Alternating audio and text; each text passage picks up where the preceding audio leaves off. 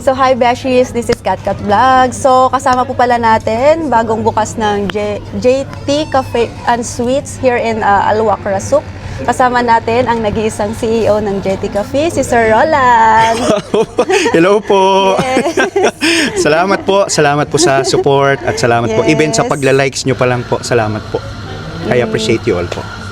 So ayun na nga mga Beshies, may tanong tayo kay Sir Roland. So kasi syempre ang dami ng mga coffee shop na naglalabasan dito sa Doha, Qatar at saka sa Wakra.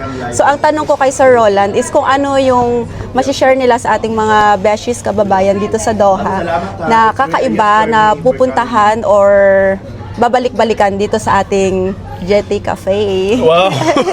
So yun na nga po, actually talaga pong napakarami na ng coffee shops, mga cafes dito po sa Doha, Qatar na typically yung partner po is croissant, cakes, slice of cakes, di po ba? Normalit po talaga ganun. So we come up into this prospect na yung coffee shop po natin, nilagyan po natin ang tanong, ano ba yung po pwede mo pang ma-partner sa coffee mo?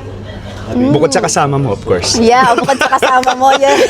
So yung coffee po natin, glory be to God, sinamahan po natin ng partner po is meron tayong biko, meron po tayong suman, and meron po tayong kutsinta. Masarap po yan.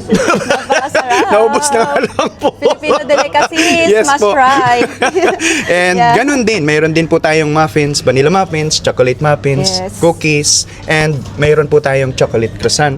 Ito talaga kakaiba siya. As in, first time kong nakatikim ng ganitong croissants. Meron siyang powder dark chocolate. Po. Masarap siya, promise. Opo, may enjoy niyo po.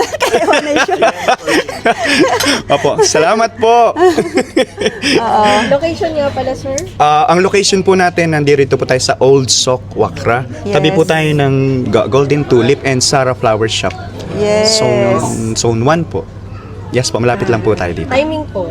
Ang timing po natin, 10 o'clock in the morning until 9 in the evening. And kapag Friday, Saturday, and even Thursday, nag-start po tayo ng 3 to 12 midnight. Yeah. And of course, mga Beshies, free wifi din po sila. So after nyo mag-dinner sa mga ihaw-ihaw dyan sa labas, punta na kayo dito sa JT Cafe. Opo. Arat na at tumambay dito. Thank you, po. Sir Roland. Salamat po. Maraming salamat po. May God bless God bless each of you everyone po. and congratulations, sir. Thank you so much po. I appreciate po. Salamat po, ma'am. Yay! JT